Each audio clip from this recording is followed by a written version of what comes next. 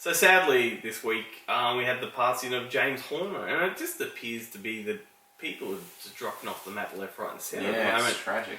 Every week we're posting, so and so's passed away. Yeah, And, that's it. Well, only last podcast we spoke about Christopher Lee, and now James Horner. Correct. And two icons within the film industry for different roles within cinema, but James Horner, big loss. Absolutely. Big loss. So I'm going to just list some movies. Yes. I mean, it looks like a fairly long list, but I'll go through it anyway. He did The Hand, Wolfen, 48 Hours, Star Trek 2, Brainstorm, Gorky Park, Cocoon, Aliens, Commando, Willow, The Rocketeer, Patriot Games, Braveheart, Apollo 13, Jumanji, Titanic, Beautiful Mind, Troy, Apocalypto, Avatar, The Karate Kid remake, Amazing Spider-Man.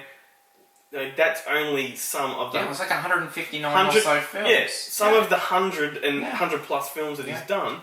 And I just thought, that's a really good eclectic kind of list. Oh man, absolutely. You've named pretty much two of my favourite scores in that list. I was going to ask you, what are some of your favourite James Horner scores? Cocoon. And I only rewatched that film this year, and that's one where I can hear the score, and it sends a shiver up my spine and almost a tear to my eye, and I get that kind of overwhelming sense of the feels.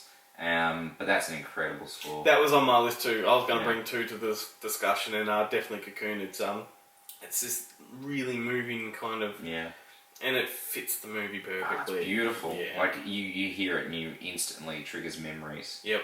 Yeah. And what about another one? Commando, because I think that was a sharp change, and it was not that far apart. I think that was probably within a year or 2 years, because Cocoon would have been, 85, a really good 86, contrasting and score. Commando would have been... In fact, were they both 86? Yeah, I think so. Yeah. Both starting with C also. Jesus, this fucking universe is falling apart. But Commando, what a score too. And it showed his versatility in being able to do something like Cocoon, which is big and rich, to something like Commando, which is really commanding, fast, sort of gritty kind of, Yep.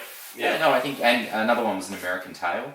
The Don Bluth animated film. Oh my god, yes. Loved that. Beautiful Loved film. that. Well, the other one I was going to mention, for the same reason of it being contrast to something like Cocoon, was the score he did for Apocalypto.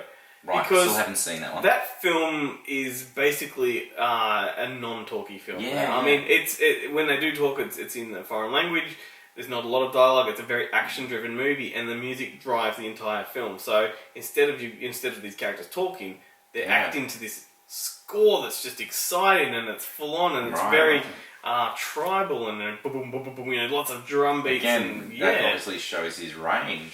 He was an amazing composer and probably one of the composers that you never really talked about a lot. No. Because you talk about all these other ones like Hans Zimmer or Elfman and James. I was going to say James Newton. Newton. Randy. No, what's that Newton? Howard Shore? No, we're talking about Howard. Newton. You've stumped me. Sorry. It's my wife's favourite composer too. Film composer. Good one, man. Newton, she's going to hate me. But anyway, James Horner's one that you just never really talk about, but his presence is so dominant. Absolutely, especially when you look at those films. I was going to mention too that I didn't realise this until I looked at his IMDb. It was after you posted the article on our social media. And that was, I went onto his IMDb and I looked right from the very beginning what he did, and then I realised that he obviously broke into the industry doing Corman films. Right. And that's where he must have met James Cameron. Because he did like a bunch of films. One I recently picked up, Humanoids of the Deep, known as Monster, when it was released here in Australia back in the early 80s. But he did Battle Beyond the Stars, which James Cameron did all the, special effects work and that. Yep. And of course Cameron got his break with Piranha 2: The Spawning as his first feature, which I don't believe James Horner scored, but James Horner went on to score like Avatar and Titanic, so Aliens, worked with him. Yeah, absolutely. Yeah.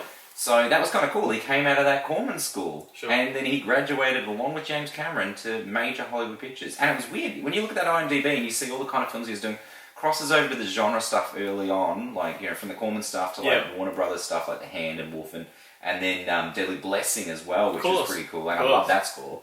And then he broke in and did all these major Hollywood films from about 85, 86 onward. And like the Patriot Games and Clear Present Danger, and man, what a legend and what a really tragic way to go. Absolutely, yeah. So I thought that was important to touch on this week. Absolutely, very tragic. Question is,